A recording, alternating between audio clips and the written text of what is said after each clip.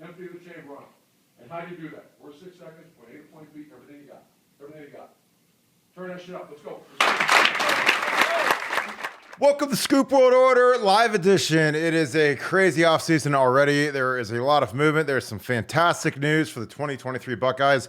Cade Stover, the best tight end in America, is going to be back. We got some great recruiting news coming. I think there's kind of a Band Brothers thing coming. I think we're going to see some guys coming back that are on the fence right now. It's going to be some great stuff for us. We're really excited about that. Guys, there's no offseason on BuckeyeScoop.com. So appreciate you guys tuning in tonight. As always, get my scene moving. We are thankful and we're grateful for you guys. Thank you guys for tuning in tonight. Click subscribe, give us a like. That all helps this video. It drives the content, makes it more productive, helps more people find it. So thank you guys. Comment down below, how good is this offense going to be next year? I think it's going to be a lot better than people expect. I know we lose 2 All-American tackles and CJ Stroud, obviously, but you got to remember in college football, teams lose people every year. There's a lot of attrition.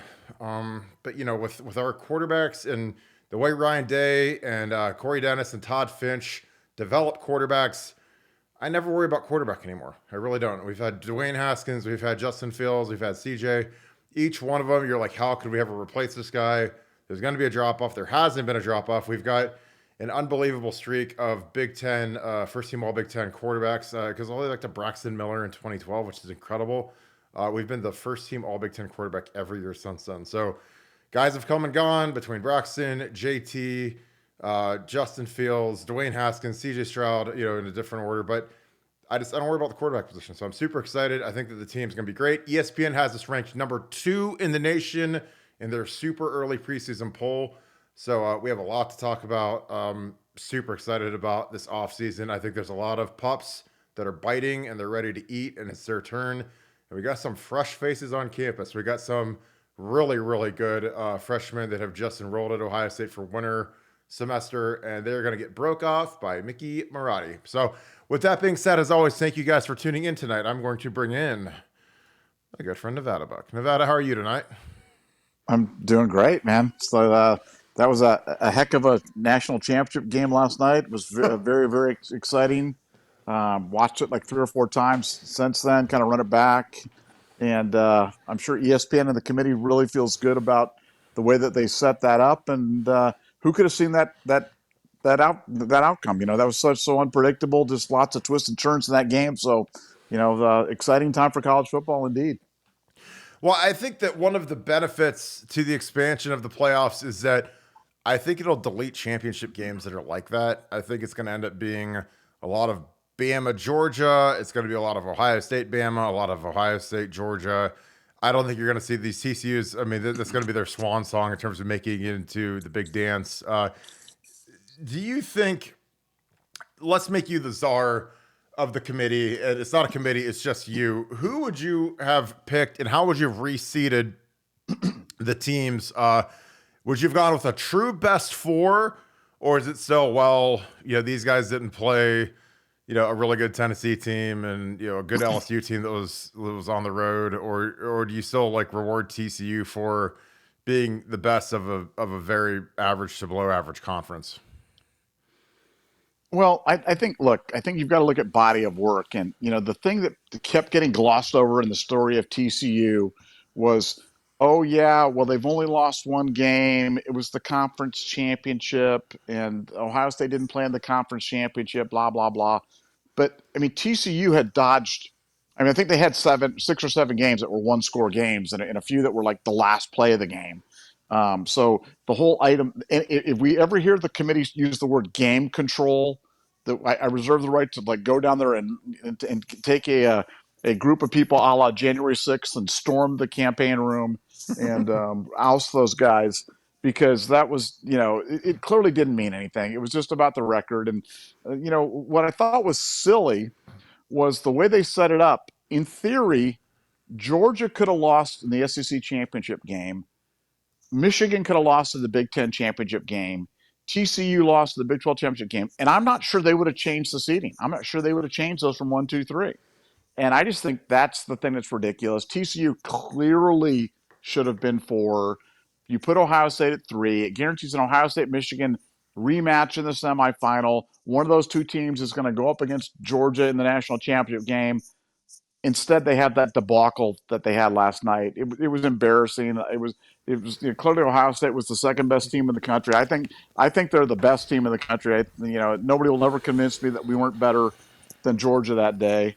And but hey, only one team won. It was Georgia. Everybody else tied for second. And now we're on to 2023. We're right back at the top of college football. So I'm excited. Can't wait for the quarterback derby in the spring. And let's go. Yeah, I love quarterback derbies. I think it makes for the most exciting spring practices, frankly, when you have a true battle between Kyle McCord, Devin Brown.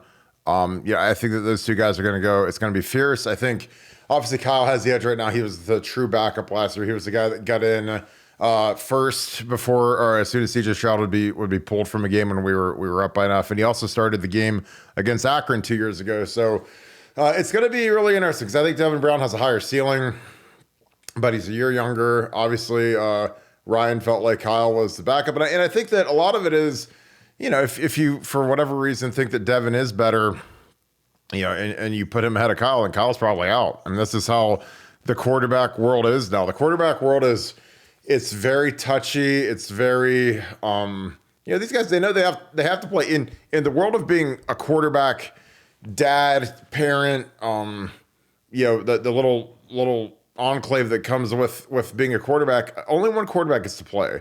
And if you're a good quarterback, they'll find you. If you can throw it, you don't have to be at Georgia. You don't have to be at Ohio State. You don't have to be at Bama. You could be at Wyoming like Josh Allen. You could be at North Dakota State like Trey Lance, Carson Wentz. I mean, they'll find you, but you have to go throw it somewhere. You can't be standing on the sideline holding a clipboard for 5 years. So it's going to be really interesting. Nevada, Dylan Raiola got whitfonged to Georgia. Any surprise there? Any feeling that we dodged a bullet in terms of, I know he's a heralded kid, big-time kid, but, man, we made a lot of concessions to get that kid here. We agreed to not take a big-time guy in 23, which I think Lincoln Keynotes is going to be really good, actually. So, but I don't think that was the reason Dylan left. And we kind of told Jaden Davis, who was an Ohio State lean, to go fly a kite, basically. And that was a weird situation. So you jump into bed with Raiola, and then he jumps out of bed after you kind of burn your bridges everywhere else. Do you think Ryan Day learned a lesson from this experience with Dylan Raiola? Well, I think these things generally work out for the best. And, I've said this a million times on the message board. It's not the guys you miss on that kill you. It's the guys that you get that can't play that kill you. So for Ohio State, look, it's fine. I thought that he'd probably go to Nebraska, but Georgia was always looming as a possible location for him. I wish him well. It's great, but I never got it with Dylan Raiola. And I'll just say that I've always felt that way. I've always felt that way, even when he was the number one player in the country. I would look at the tape, and admittedly, I'm not Dan Marino or some quarterback whisperer that can look and instantly know who's going to be great and who isn't.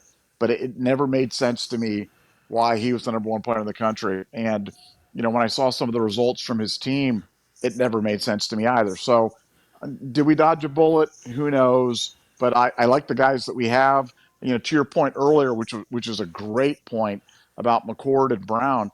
I mean, if Ryan Day had started Devin Brown or slotted Devin Brown over Kyle McCord this year, Kyle McCord would rightfully probably have transferred.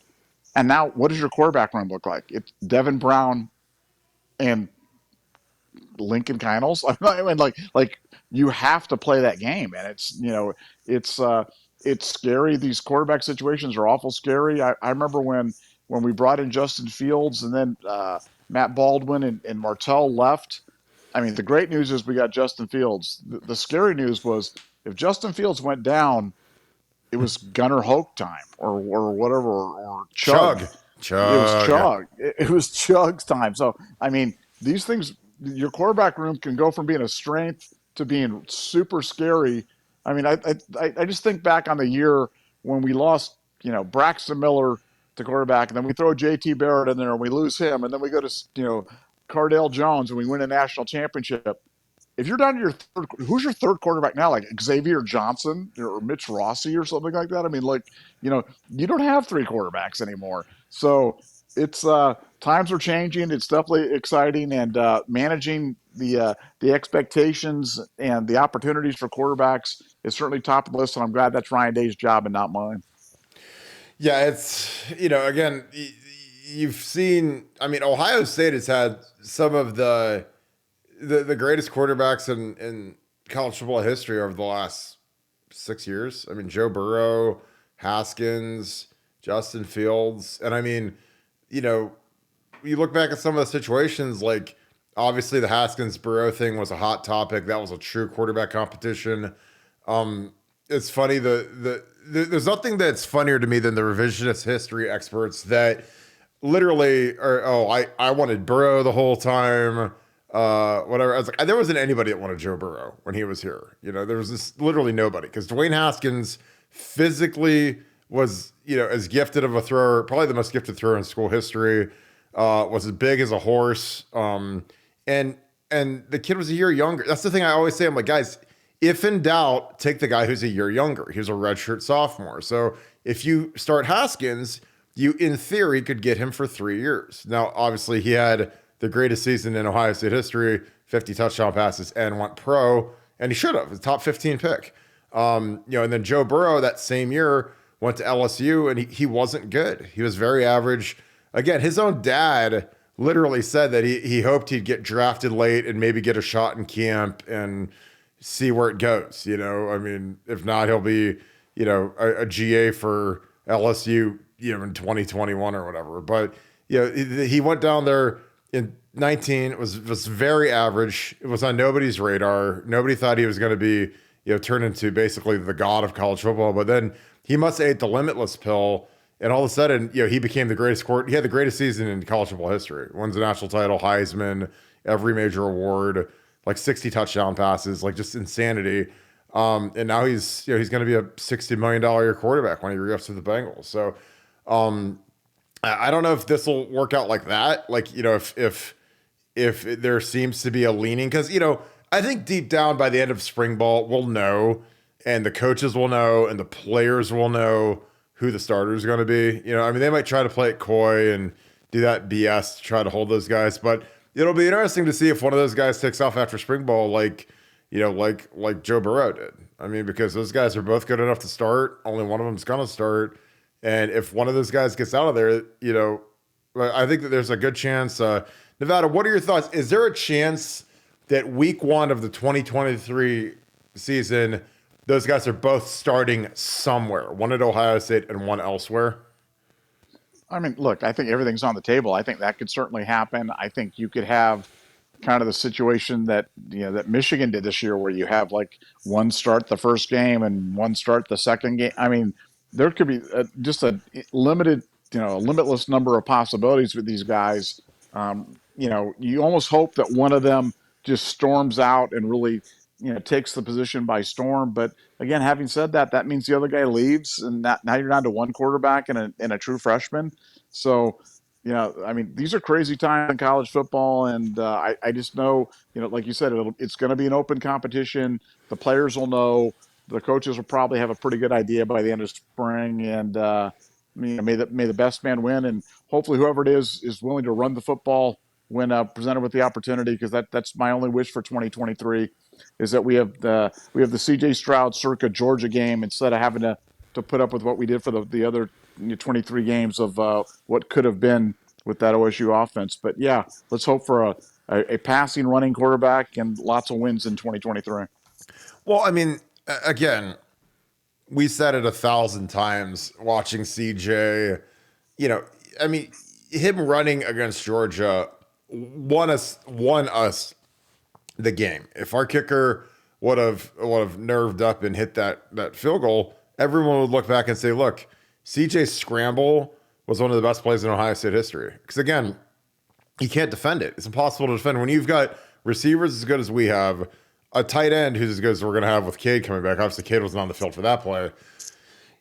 There's got to be a hole in the defense somewhere. And it's like when a quarterback takes off like that, you can exploit, when teams play coverage. And I mean, I don't know. That was something that we crowed about, but yeah, I think it's going to be a fascinating offseason. Nevada, we have this is a great question from the chat. What is going on with offensive line recruiting right now? And me and you, we probably talk about offensive line recruiting more than any other topic when we're on the phone, just kind of scoping out the day. What content do we want to put on Buckeye Scoop? What are your thoughts on offensive line recruiting? I genuinely don't. It's not that I don't care, but I don't worry about, if we don't get a portal guy, because, there hasn't been a portal guy that I've seen, including Jarrett Kingston, the kid from Washington State, where I was like, oh my God, if we get that kid, he's going to put us over the top. Because, let's be real. That kid went to Washington, he's from Washington State. He was honorable mention all Pac-12. The Pac-12 one wasn't exactly like some juggernaut offensive line conference like the Big Ten was this year. So, when you can't even make one of the first or second teams in the Pac-12, that's, it is what it is. But, it's not like we lost Orlando Pace here. But what are your thoughts on offensive line recruiting? And, I personally think the offensive line is going to be fine next year. I think Justin will do a good job. I think if we have a young guy in there somewhere, we can kind of muck it up and help him out a little bit in pass protection. But I sleep like a baby at night with Justin Fine with our tackle situation, but I might be the only one in the world that's like that. Yeah. Well, first, let's talk about the Kingston situation. The Kingston situation really boiled down to Jared wanted an indication that he was going to start.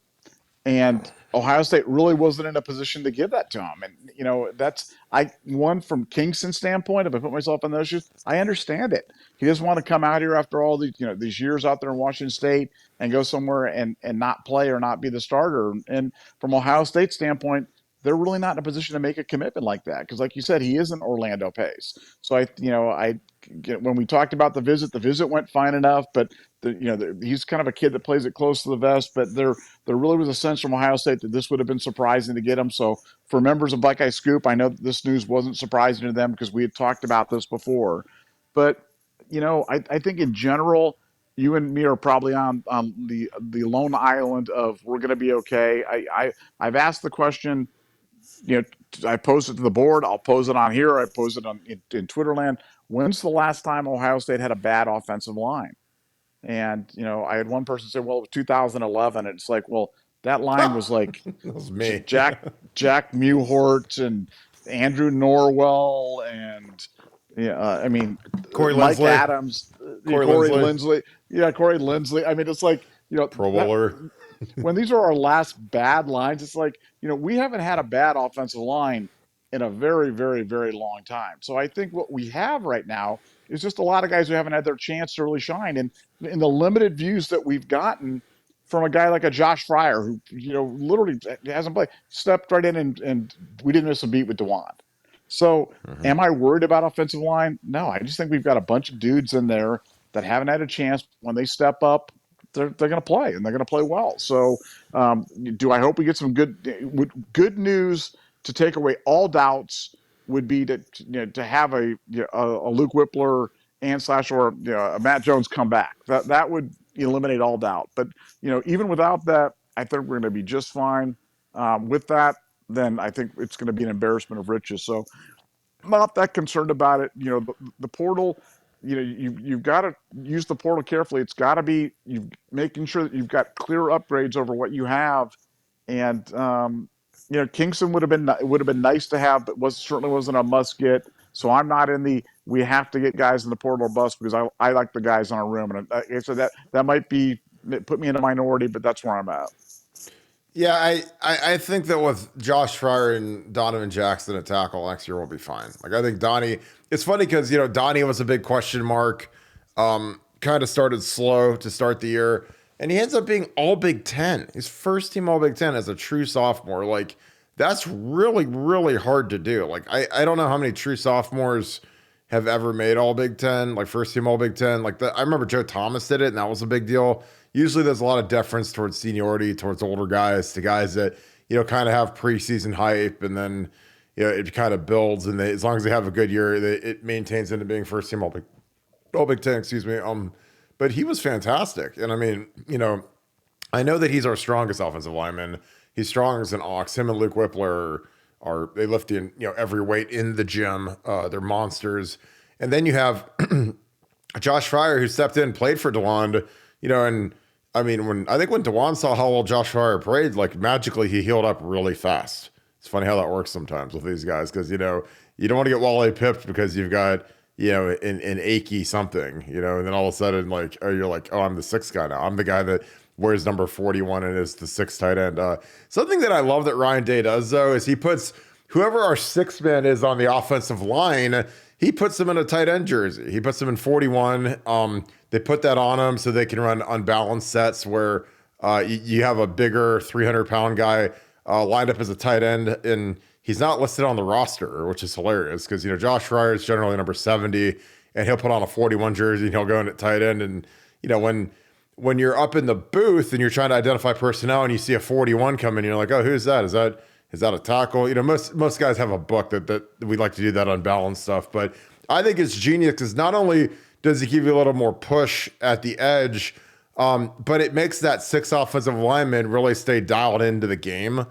Because the hard part about offensive line is, everybody's always worried about the offensive line and are we going to have guys that play offensive line? Because, you don't rotate on the offensive line like you do on the defensive line or at linebacker or in the secondary or running back or receiver or basically any other spot. O-line and quarterback are kind of unique animals where, until it's time for you to play, you don't really play. We don't rotate in like guards and tackles like they do defensive tackles and defensive ends. So, do we know if Enoch played against Michigan, didn't play great, but I think he's better than he showed against Michigan. So you slide him in there. So if you go with Donnie, you throw Enoch in there. If Luke Whippler comes back, that's huge. If Matt Jones comes back, that's huge. And then you have Josh Fryer. That's a top 3 line in the Big Ten all day. Like Michigan, they have a lot of really good guys back. They got some good portal guys. And Penn State's going to be really good on the offensive line. Their left tackle came back. But, any other year, this is as good of an O-line as there is in the Big Ten. So, I think that with our scheme, the way we do things, obviously they're not going to be as good as Paris and DeWand because, Paris and DeWand is probably the best tackle we've had. It's probably the best tackle combo we've had since Pace and Stringer, honestly. If you look at just their raw draft potential, Jackie Mewhort and Taylor Decker in 13 was really good, but Taylor was only a sophomore, so he had some growing pains early. He wasn't the Taylor that has become a 10-year NFL guy. But it's going to be interesting to see where those guys go. I'm excited. Paris Johnson obviously declared for the draft today. Maybe had as good of outside of winning a national championship, he maybe had about as perfect of a career as you can as an Ohio State Buckeye. He's a kid that is just a monster work ethic kid. Three years, graduated from college in 3 years. So he has his degree already. First team All-American, academic All Big Ten, should have been a team captain, 2-year starter, probably the best lineman in the Big Ten this year, in my opinion. And I think he could make a run at being the number 1 overall pick, which I know that sounds crazy, but Chicago doesn't need a quarterback unless they're going to cut their ties with Justin Fields because they're idiots. But I know that they love Paris Johnson. So, I know there's crazier things that have happened.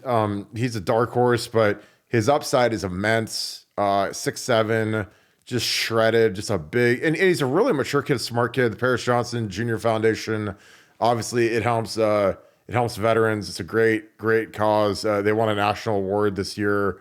They accepted it at one of the bowl games for their charitable work. So, the kid's, he's, a 20-year-old who acts like he's, 45. So I think his upside is immense. And will we miss him next year? Yes, but, it's Ohio State. Like we've replaced Troy Smith, we replaced Braxton, or replaced, Justin Fields, we'll replace CJ. The beat just keeps going on. So if we can replace those guys, we can replace Paris Johnson. I promise you. Nevada, any other final thoughts on the offensive line before we move on to some new topics? No, just like I said, the interesting news to watch for here over the next few days. Obviously Ohio State's been kind of rolling these announcements for the kids one at a time. The getting the Cade Stover back, getting the Xavier Johnson, getting the Mayan Williams. We've had a lot of really good news.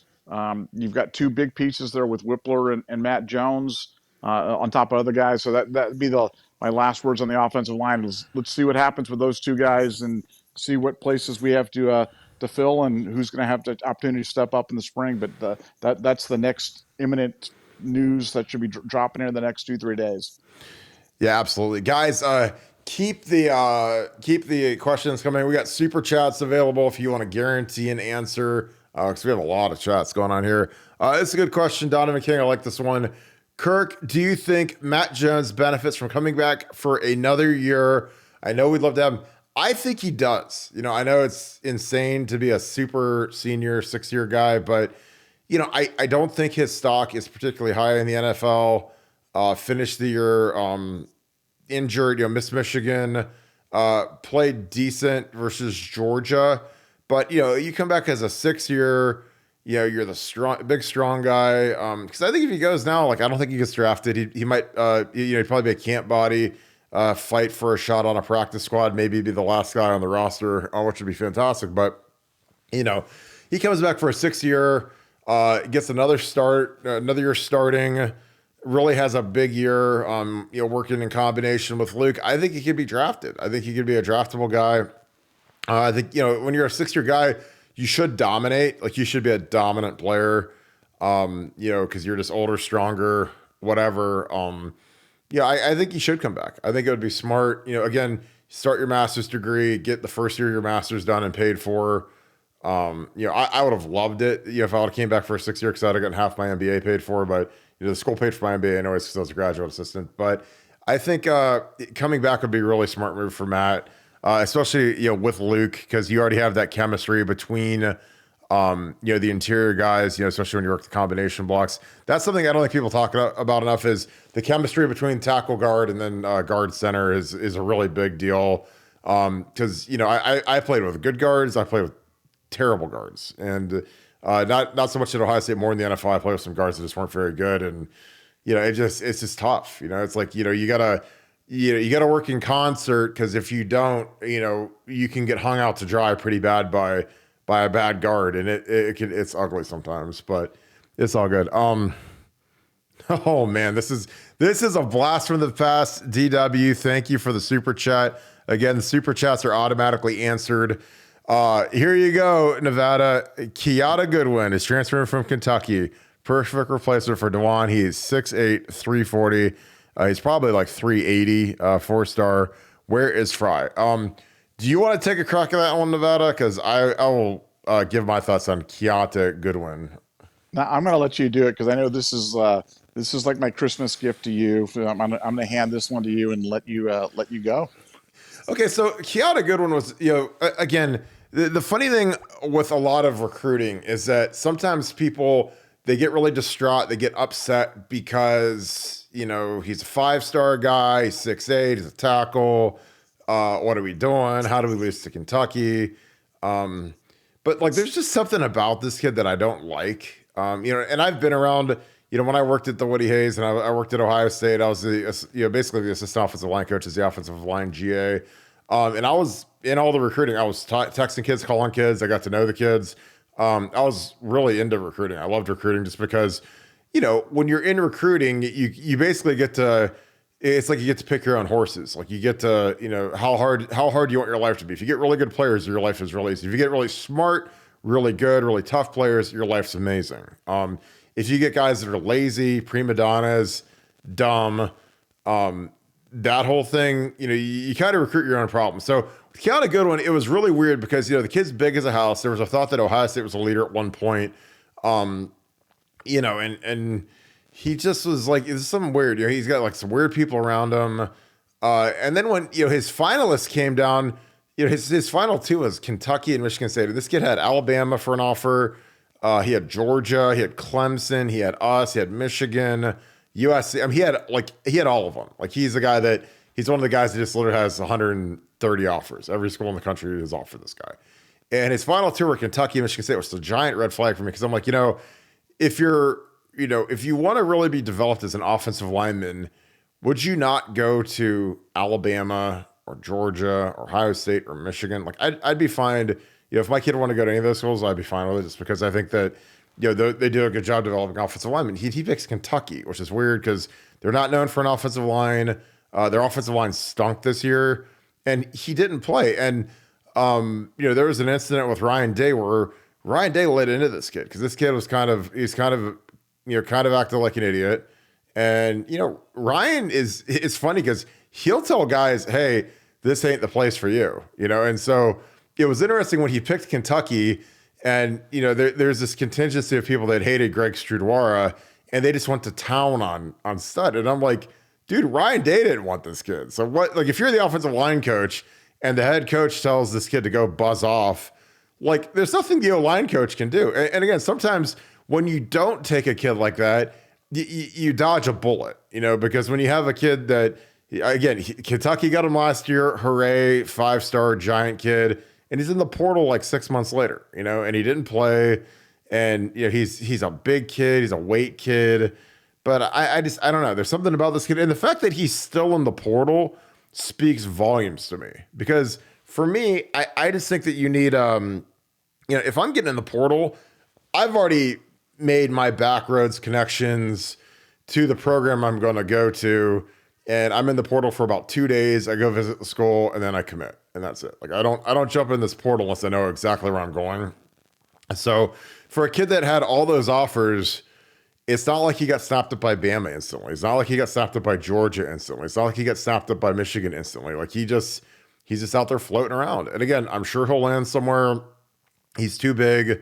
I'm sure he's whatever, but I've seen these kids before. Kids that are divas, that are offensive linemen, they're radioactive. I wouldn't touch them with a 10-foot pole. I saw them at Ohio State. I saw recruits at Ohio State, like Chantrell Henderson. The world was ending I was on the staff when we didn't get Chantrell, and the world was ending when we didn't get Chantrell. And he sucked. He stunk. He never did anything. He played like 2-3 years in the NFL, whatever. But he wasn't like some dominant, Thanos offensive lineman like everybody made him out to be. And that happens a lot. Now, there are guys that do pan out, like Laramie Tunsil. I knew we had no chance in the world once I knew that the Ole Miss thing was going with him. But I watched his film, and I was like, that's the best offensive tackle I've ever seen in high school. I mean, he looked like a 35-year-old just absolutely murdering kids in Florida. And he goes to Ole Miss, 3 and out. Should have been the first pick in the draft. We went like top 10. Highest paid tackle in the NFL right now. Like that was like, it was like watching Clowney. Like Clowney, you knew in 3 years that guy's gonna be the number 1 pick. Like no one's gonna go ahead of that guy. But Goodwin's interesting because I think that not every miss is a bad thing, if that makes sense. Like I said, if we lose a guy to Georgia, God bless you. I mean, because Georgia's cooking right now. If we lose a kid to Bama, God bless you. Bama's awesome. Like Bama, like they do things the right way. They're just a machine. And it happens. Like, I mean, if you're going against the best, and there's no shame in losing a guy to those guys. But like, you lose a guy to Kentucky. If a guy picks Kentucky over Ohio State, Bama, or Georgia, then I just have no idea where his head is or what's going on. And maybe he got paid, maybe he didn't. I don't know. But he's still in the portal. He's been in the portal for multiple weeks now. So it'll be interesting to see where he lands. Nevada. Do you have any follow-ups to my Keontae Goodwin dissertation I just gave? No, I don't. I think that was pretty comprehensive right there. That was a pretty good discussion. I think these situations generally resolve themselves to the best for all involved. And like you said, I think you recruit your own problems, and sometimes you dodge bullets, and it's best if people go in a different direction. Yeah, and I'm telling you, like sometimes, like I wish that people could like take a still photo of where they are when we lose a kid, or oh my God, how are we ever going to survive not getting this recruit or whatever. And I mean, I'm like, guys, like, did it really end up hurting us? Like, when we don't get a guy, is that really the reason why we didn't beat Georgia? Because we didn't get some freshman tackle or whatever. And then, it's always kind of fun to see where do they pan out in their career? How good are they in their career? And it's like, a lot of these guys, there's some obviously that are really good. There's some guys that end up being great NFL players. But, I always tell people the biggest problem with Ohio State and offensive line recruiting is, a lot of the genetic freak of nature offensive linemen, they live in the South. And they don't, O-linemen are mama's boys, the big softies. They want to be by mama. So, you look at Georgia's big guys, they're big guys from their interior D linemen, their offensive linemen. A lot of Georgia kids, a lot of Florida kids, but it's a dominant roster of Georgia football players, Georgia high school football players. So, until Ohio State moves to Peachtree Ridge, we open a campus up down there. I don't know how we're going to get those kids. They're really hard to get out of the South. You look at LSU, Brian Kelly. He's getting guys that he wouldn't have gotten in 10 million years at Notre Dame that he can get at LSU now because you just, the population, and the same with Bama. I mean, Bama, they go into Georgia, they go into Houston, they go into Florida. The really big athletic monsters are in the South. And that's something that I think it hurts the Big Ten overall. Those guys are hard to get out of there. If we do get them, it's a fist fight. It's a war. But that being said, I mean, Alabama went and poached Caden Proctor the day before signing day from Iowa, and he's the best tackle in the country. So, their brand is strong, and Saban is the best recruiter in the history of football. So, it's tough to get these O-linemen, but we do good. I mean, we do fun with our Midwest kids. Obviously it helps when you have a Paris Johnson, who's an Ohio kid, and he's the best tackle we've had since Orlando Pace. DeWand, it's not like nobody was like, man, our O-line really stunk this year. Our O-line was fantastic this year. And, Greg Sudoir, as much as people want to bag on the guy, he went and pulled, Donnie Jackson out of Texas, Luke Whippler out of Jersey, Nick Petitfer out of Florida. That's hard to do, and I know, like, for whatever reason, people say he was a terrible recruiter, and maybe he was, but, people lie and numbers don't, because I'm telling you, like, to go get, an O-line that's made up of kids from all over, Matt Jones from New York, Enoch, obviously he's Hawaiian. I mean, so you're not just getting like 4 Ohio kids enrolling, so again, that was always maybe one of the dumbest takes ever is when people say we whiffed on Ohio kids. And I'm like, well, yeah, because we got a 5-star kid out of Texas who's better than anybody that was in Ohio that year, so who cares?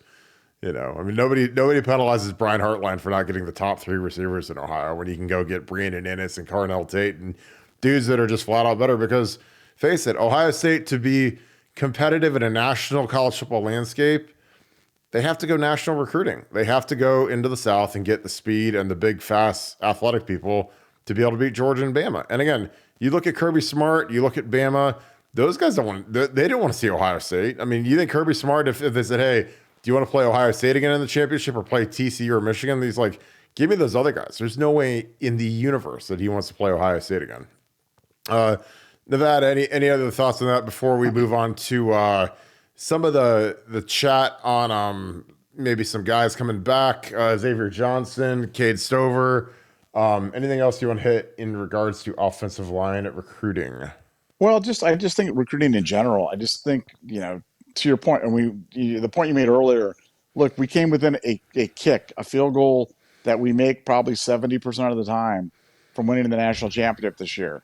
So that's the status of Ohio State football, despite Ohio football being down, despite the fact that Stud used to sleep through recruiting and was lazy, despite that, Ryan Day is soft, despite that, whatever, we came within a kick of winning the national championship this year. So, the talent's good, the development's good. Coach Mick hasn't forgotten how to develop these guys. And I'm telling you, I think the 2023 team's better than the 2022 team. I really do. Will that mean that we'll win the national championship? No, you got to get some luck. You got to dodge some bullets. You got to, have some things break your way. But I'm telling you, the 2023 team, top to bottom, is going to be better than 2022. I totally agree with you. And people are going to think that we're absolutely cuckoo, but I'm telling you, you look at, the D-line, I think JT can take that step into the next stratosphere. He'll be a preseason All-American. If Tommy comes back, which I think he's going to, you've got, the guy that's going to be the favorite to win the butt gets back in the middle of the defense.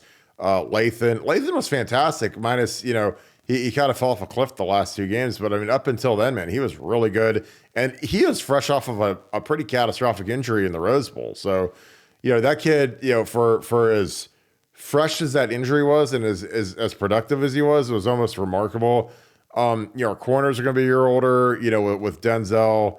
We got to get something out of Jordan Hancock. I mean, that's a kid that heralded, high 4-star guy. That's the guy that we got to get more out of, in my opinion.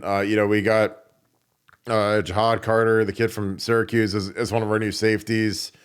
I think the line will be fine. I know everybody sweats the line, but when you look at the skill we have coming back with Marvin, with Emeka, Julian Fleming, Cade Stover, and then you sprinkle in some Brandon Ennis and some Carnell Tate, and then you got our line. I mean, I don't know how all these halfbacks are going to say. There's no way. I mean, we're gonna lose someone out in the portal, but I mean, you got Trey, you got Evan Pryor, you got Chip.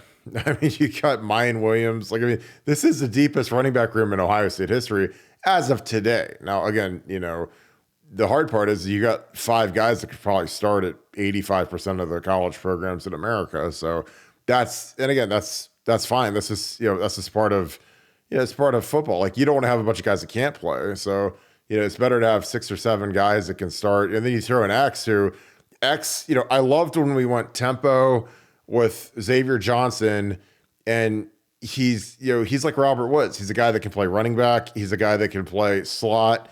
And when you go tempo and team see number 10 in there, and he's listed as a wide receiver, and then all of a sudden he take a handoff like that messes with how a defense sets their personnel. If they're trying to match personnel and they say, okay, they're in 4 wide receivers. Oh, wait, no, 10's a running back. Oh, it's like that. That's kind of a little bit of a mind meld, and that's something that he brings a lot to. And I think Emeka can do that too. I think Emeka, he's a receiver that's tough enough to play running back. Not that you want to give him inside handoffs, but he's got that skill set where he's shifty and he's tough, and he's the guy. If it was up to me, man, I'd give Emeka 1 or 2 jet sweeps every game just because I think he's really good with the ball in his hands in that short area.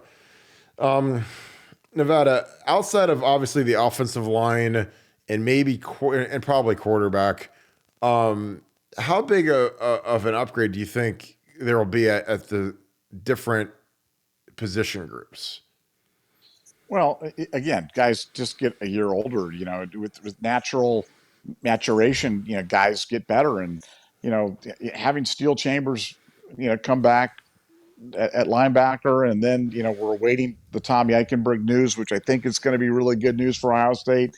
I mean, if you return those 2 guys at linebacker, and then you get Jack Sawyer to go from 4.5 sacks to 10 or 11, which is not crazy. What I'm saying? We're not talking about 16 or 18 or 20, but if both Jack and JT both go from 4.5 to, if they both go to double-digit sacks, that's Chase Young right there. That's what you have. So, I think we're asking ourselves, where's that dominant defense at? Well, I think he's on a roster, and I think he's ready to take a jump up next year, and I think it's logical to assume that they will. I mean, these guys are going to be 3rd year in the program. I've always felt that the team, that it starts and ends on the lines. If your offensive line is solid, which I truly believe that it will, and then if your defensive line can control the game and not get blown off the ball. And I think when you've got guys like Jack Sawyer and JT and Ty Leak and Mike Hall, you've got the foundation of a really, really, really special line. And then you're flanking those guys with Tommy Eichenberg and Steel Chambers. I mean, this is going to be a good unit. And, I know the defense didn't do what they needed to do against Michigan. Clearly, they didn't do what they needed to do against Georgia. Clearly. But I think they'll get better. I think they improved statistically, dramatically in a number of different categories. I think they'll be even, clearly better next year. So I think we just what we need right now is just, let's get a little lucky with some of these returns. Let's get Tommy back and in the fold. Let's get one of Matt or Luke Whipler. If we get them both back, let's get a little bit luckier with that, because those are the equivalent of landing 10-star recruits, because they answer every question. You don't have to worry about, can this guy play? Can this guy contribute?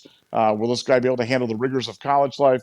They're knowns. So let's see how those things break. And I think we're ready for some good news, because we've been hearing that the band's going to get back together, and the band's coming back together one piece at a time. And I think there's some very exciting news coming here in the next 2-3 days. Yeah, I agree. I think if Tommy comes back, it's seismic, just because you have him and Cade Stover, your 2 enforcers, both back. I think our 2 best captains, frankly. I think we get tougher. I think that by clearing the deck out, the defensive line was a lot like the running backs in terms of I can't comprehend the rotations, and I give deference to Larry Johnson, but I can't believe how little Mike Hall and Jack Sawyer played. I mean, that's something I'll just, in terms of production, those are the two leading sack guys on the team, and they both probably played maybe 20 to 30% of the snaps, maybe. There's games where, Mike's playing 15 snaps out of 70, and it just made no sense. Like when you had guys that were hyper productive, Mike Hall against Notre Dame looked like he's gonna be a first team All-American, and then he got dinged up, he was hurt. But still, you got to start those guys, let them eat, let them go crazy. I think you got to start, if you start, the super juniors with Jack and Tyleek, Mike, obviously JT, just let them go. And we're gonna need some of these young guys to step up because we got some young guys that haven't played, and we need some rotation on the D line. I think Jack's got to put his hand in the ground. They tried to run this Jack stuff, and it's okay, but I think that Jack's better as a hand on the ground defensive end. Maybe let Cody Simon or somebody handle the Jack, someone who's a fluid linebacker who can rush and cut the guard and do what the Jack requires. The Jack, it's really unique. It's really good for the Big 12. Against Michigan, when we ran it, we got shredded. So I don't love it. Against Georgia, we ran it, we got shredded. They just run like a nice, easy zone play. And, if the guy doesn't get over the top, man, there's a canyon there for the running back to run through. So it's really an interesting deal to see what we do going forward. Nevada, in terms of the early enrollees, I think Carnell Tate's the guy to watch in spring, just to see if he can really take a step. It'll be interesting to see how much run Luke Montgomery gets at tackle. He played a lot of guard in the All-American game this past weekend. I think he's a guy that his pass protection can get him on the field early. But I think that the pass protection thing, it's as much mental as it is physical, just because you're going to get whipped when you're playing at Ohio State. And you're playing JT Tuimoloau and Jackson. Like he's never seen anything like those guys before. At the All-American game, you play some really good. Keon Keeley got him on a rep that went viral, of course, because they do the stupid one-on-one pass rush and Keeley bull rushed him and put him down. But that's part of going against really good defensive linemen, because that's something with high school offensive linemen. Generally, they don't see. If you see a really good D lineman, it's maybe one or two games a year, maybe. So, when you go to Ohio State, man, there's no hiding. You're playing against like JT Tuimoloau day one. You're playing against Jack Sawyer day one. You're playing against the other freshman D lineman day one, Josh Mickens. So I always think that that's something that you have to watch very closely when you have young offensive linemen, especially young tackles, because they can lose confidence really quickly, because when they go out there, playing defensive line is almost mindless. It's so easy to do. Playing offensive line is much tougher. It's much more unnatural. And, I saw guys, get in those one-on-one pass rush drills and they lose all their confidence, and then, they can never get it back. And then, they're just kind of a husk for the rest of their career. And it's just a funny game because people, they don't realize how fragile some of these kids are. And man, you got to keep them up, and you got to, reinforce stuff. And, these guys, they do these drills and they're really slanted towards the defensive lineman, and they kill the offensive linemen's, it kills their technique a lot of times. It kills their mental state. And then we'll go into like team drills, and these guys will just lock these guys down because all of a sudden you're playing like real football, and they have to read key. The D linemen have to read keys. They have to study. They have to be ready to stop the run. They have to be ready for a quarterback to roll out. They have to be ready for, a million different things. Where it's like one on pass rush is just kind of like batting practice, and you're like the all-time pitcher, and you're thrown to Aaron Judge, and he's launching bombs off you, and you're like, oh, he must suck. He's a terrible pitcher. It's like, no, it's just not really designed for the pitcher, when you're throwing BP. So, Nevada, I'm gonna wrap this thing up pretty quick here. Let me ask you just one question. There was a viral video that came out of, I think it was the All-American game, where they were doing a one-on-one drill, and the defensive lineman literally took his arm and clubbed the offensive lineman in the head, and then went in and they were whooping it up, and they were celebrating this thing like this was some great accomplishment of modern football. And I just wanted to kind of get your opinion, because when I saw that, I was thinking that was one of the dirtiest plays that I've ever seen. and that kid should be kicked out of the not only the practice, but maybe not even playing the game. And they were treating it like this was some grand accomplishment. I just wanted to kind of get your thoughts on that. Well, it's interesting because that was at the Army All-American game. I know exactly the clip you're talking about. Or excuse me, that was at the Under Armour All-American game. And it's amazing because, Rivals.com, they put that on their social media feed, and they actually like acted like it was like funny. Because it was a head slap. I mean, the guy literally, he bull rushed him the first one, and then the center wanted another rep at it, and then the second rep, the guy literally head slaps him like Deacon Jones, which is completely illegal. It's completely stupid. It's something that, could get you ejected because it's akin to throwing a punch. You can't throw a punch in a game. It might be targeting. I don't know. It'd be interesting to see if it's targeting because it literally it's a head slap. But it just goes to show how terrible and stupid and worthless some of these coaches are. Because like the defensive line coaches actually like were cheering and whooping up and that, and I'm like, how big of a clown are you? Like you're absolute trash. Like you let a guy do that, it's illegal. Everyone in the universe knows it's illegal, and you actually like celebrate that and laud that. But again, that's I've seen coaches that I wouldn't let those guys wash the rims on my truck, let alone coach football, coach my kid. But it was just stupid, again, that's the society we live in where people are just morons and they actually like applaud something like that. But, good for the kid, for wanting an extra rep. But I mean, come on, do better, coaches. It's nice you're out there coaching America's youth, but, you're also supposed to set an example and not be an idiot. But I guess that guy missed a memo. That's even funnier that Rivals.com actually published that and they promoted it and like it was funny. And I'm like, but that's just where we're at in society right now. Like I thought it was a joke. I thought it was terrible. The kid should have been, he should have at least had to go run some laps or kicked out of practice or something. But the one thing you don't do is you don't applaud that because that's literally it's one of the dirtiest plays. Like, and honestly, if I was a center, I'd have cut him the next play. I'd have rated his ACL with my helmet and said, okay, because that's legal too. You're allowed to cut guys in football. And I would have put my helmet right through his kneecap. See how that felt. So. But no, that was a good point. I'm gonna have to dig that film up because it was just so bad, and I'm just like, what kind of clown car are you that you're actually showcasing this and you're putting this on social media, like really, and you're like, oh look at this is funny, haha. I'm like, no, it's not. You guys are idiots. And honestly, the people at the Under Armour game are trash for allowing that, and that clip shouldn't be up. It should be deleted. But again, that's just the quality of journalists nowadays. Anything else? So I got off my high horse, got off my soapbox. Yeah. Any other questions? Do you have any other questions before we wrap this up? Let me see.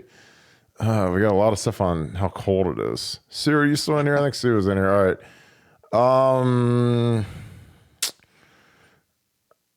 I'll do this one. What's up, Paul? How are you, my man? All right. What if all the new QBs battle in spring, summer, and say Lincoln outplays the others? Does they play McCord first as the starter? That is a great question. What are your thoughts on that? I mean, Lincoln would have to be way better. I mean, he'd have to be way better to do that. I think McCord is going to get every consideration. He's going to get every first rep in the spring, and he's been a good, and he should. He's been a good soldier. He's been out here and he's stuck through this, and they really wanted him to stick around. They need that insurance blanket, whether it be as the starter or as the backup. You need to have at least a pair when it comes to quarterbacks. And so, if Lincoln came on and who knows? Lincoln may end up to be the best of the bunch. You just don't know. South Dakota's. I think we've only taken one other kid from South Dakota, Grant Schmidt. But Lincoln's a three-sport athlete, can do it all. Certainly doesn't lack for confidence. And I love the way he plays the game. I love the way he approaches the game. I love the way he's so athletic. I've seen him actually play baseball separately and apart from this, and he's a fantastic baseball player. So no, that would be a first world problem for sure to have, but don't think it's going to happen. But if it did, I still think you got to give McCord the first start, and then maybe ease him in along the way. All right, Sue. We got a super chat from Sue, our Super Scoop fan, Sue. $20. No question, just enjoy the show. Come on, Sue. You have to have a question. Come on. There's gotta be something. There's gotta be something on your mind. Anything? We really appreciate you. That is very generous of you. Thank you so much. We love doing these shows. We do these things live because I think people there's a dearth of Ohio State content right now, especially fresh off the season. But we don't stop on the scoop. We're always grinding. We're always looking for some more info, some more intel. It's going to be interesting to see if there's any coaching moves coming off of the Charlotte clinic, exiting the AFCA clinic, which is the big kind of job fair coaching convention that happens every year. But yeah, it's interesting. Blake Corum coming back. Any thoughts on Blake Corum coming back to Nevada? I think he was fine. I thought look, Edwards tore us up, and I thought he did everything that Corum could do. And who's Blake Corum's Mike Hall or Mike Hart rather? He's that little guy that's going to be fine, and he'll be good. And Michigan will be good next year. They're going to be a handful to play in Ann Arbor. Um, People keep asking me if Jim Harbaugh is going to be the coach. I don't believe Jim Harbaugh will be at Michigan next year, but I've said I'm officially out of the predicting what Jim Harbaugh is going to be doing business because he's a legit nutcase, and trying to predict what nutcases do is just poor business. But I don't think he's going to be back, and I think Michigan's going to go back to their rightful place in the college world, which is being mediocre. And can't wait for that to happen because I really don't like Michigan. Yeah, I totally agree. And I will say, as a guy that's done it twice in my life, that winning up in Ann Arbor is probably the greatest feeling of my life. Obviously you're having your kids and marriage and stuff, but like outside of like the family type, events, it's the greatest feeling I've ever experienced, especially in '07 when I was a senior, to go up to Ann Arbor and win. Cause it's like you gotta remember, every time we play up there, it's their senior day. It's their last game of the year. So, their parents are on the field, mom and dad are on the field, they're giving them roses, and to be able to ruin that is literally the greatest feeling in the world. Like to know that they got to go home sad and they never get to play in the big house again, and they get to go out with a big fat L, courtesy of the Ohio State Buckeyes. It's a fantastic feeling. I can't even describe it. I mean, I would have my cigar fired up right outside the locker room and have a bottle of Crown Royal ready to go for the bus ride home. And it was always party time. So I think actually my last year, I don't even think I went out after the game. I think I just went out to eat and then I went to bed because I was just tired. And I was just so happy. It's like, it's like your best Christmas morning ever as a kid times 10 million. Basically, it's what it feels like when you beat Michigan and Ann Arbor. And our boys got a shot to do it. It's ultimate redemption time. And, it's going to be time to go to war. I mean, that's the only way you can describe it, because you can't, you don't want to go home after you lose one of those. So it's, and I think these guys are gonna have a chip on their shoulder. I think it's going to be interesting. I think JJ McCarthy, I think that he used up all of his wishes, when he beat us this year, because, the real JJ McCarthy came out against TCU when he threw, 2 pick sixes and fumbled and coughed it up everywhere. Like, I think that's the real guy. I don't think that the guy that played against us is real. So it'll be interesting to see how he evolves next year. Final thought, Troy V, I love this. Anyone else feel confident for next year after the Peach Bowl? If Day calls the games like he did that night, our offense will be unstoppable and our D should be better. Just gauging on that experience. Nevada, we talked about that at length, that you think that we could be better in 23 than we're in 22. I totally agree with you. But what are your thoughts on that? Well, I think Day's going to be better. I think Day found himself. I think the fiery, the brimstone Day that we got against Georgia is the guy that we all want to see again. And I think he found himself. I think he found him. I really do believe that he ultimately found his stride in terms of who he is and who he needs to coach, how he needs to coach, and who he needs to be on the sideline. And I think that's going to pay huge dividends for us. And it was palpable. I mean, it was palpable on both sides of the ball. It was, we were different. We were different that day. I mean, for anybody to think that if we played that way against Michigan, we'd have beat Michigan by 6 touchdowns. we should have been up by 3 touchdowns against Michigan, not playing that way, and at halftime. But we had everything go wrong. It was one of those crazy days. Michigan goes and gets beat by TCU, and then TCU gets run by 58 to Georgia. So I'd said all along I didn't think Michigan was that good. I put my money where my mouth is, put on Ohio State, lost money on Ohio State betting against Michigan. But then Michigan goes and proves me right by soiling themselves against TCU. So, I think people generally regress to the mean. I'm totally with you on JJ McCarthy. I think he lost all the lucky horseshoes that he had in his back pocket, and then he became JJ turnover against TCU. And I think OSU is poised for a really big year and a really big offseason. Like I said, I'm so excited for spring ball. I mean, spring ball is going to be here before we know it. It's going to be starting in 6 weeks or something like that, and it's going to be right on top of us. So let's go on to 2023.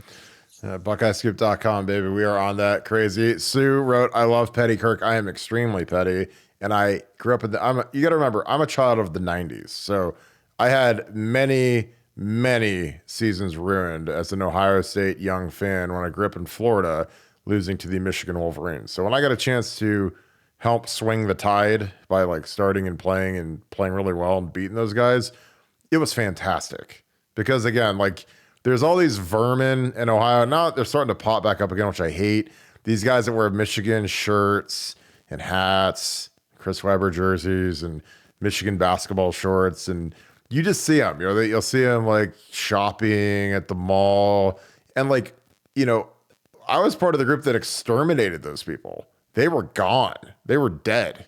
They weren't wearing their Michigan stuff when we were beating up. We in 20 years we lost them one time.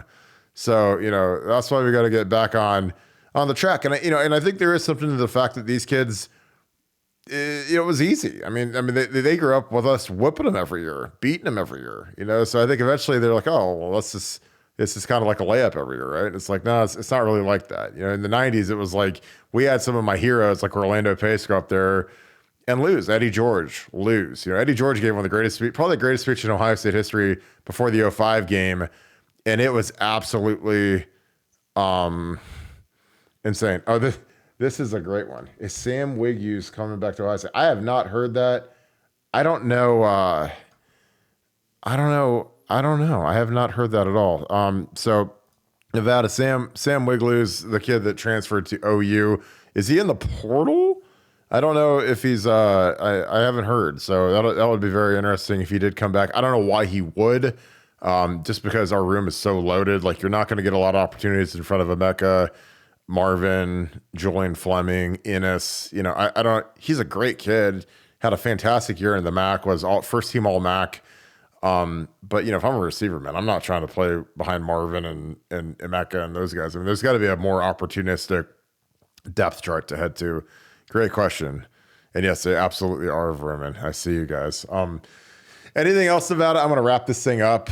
Anything else before we ring off?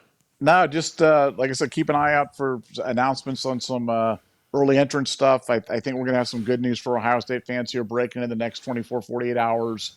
And I think we don't want to spoil it, but I think the outlook for 2023 is going to be even a little bit brighter here just very, very shortly.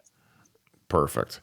All right. Well, we appreciate you guys. I'm going to wrap this one up. Thank you guys so much for joining in. Great news. So we are actually going to take about a 3-minute break. We're going to have to start a new stream up, and Bill the Bank Greene is going to jump on for a recruiting podcast. So if you guys enjoy this, please leave us a like and subscribe. And in about 4 minutes-ish, 8-10, we're going to start back up with Bill the Bank Greene. I like to have these guys both separate because I just like to hear them talk. So really, it's actually really fun because, Bank brings his recruiting stuff. He's got a lot of stuff on South Florida, Southern recruiting for Ohio State. Love his thoughts on the national championship game. So I'm going to interview Bill the Bank Greene next. So if you guys enjoy this, please leave us a like. Thank you. Comment. Who do you think is going to win the quarterback derby? There's a lot of support for Devin Brown out there, but I think it's McCord to start for sure. He'll get the first snap, the first play of spring football, but I'd love to hear your thoughts on it. So thank you guys. If you guys are not members of BuckeyeScoop.com, it is absolutely bonkers right now. It is crazy. Our board is the most active board in the history of Ohio State football, and we have an amazing community. So we have some of the greatest people, smartest people, great business people, great business women. You know, it's just a fun, eclectic crew, and we talk about Ohio State football 365 days a year because that's what we do. So appreciate you guys. I'm going to ring off here. I'm going to get Bank in here. So you guys probably going to have to hit the new link. It'll be on the Buckeye Scoop page, but subscribe, hit that little bell, that little notification so you can tell, your phone will tell you when we go live. And we appreciate you guys. So I will see you in about 3 minutes. Go Bucks.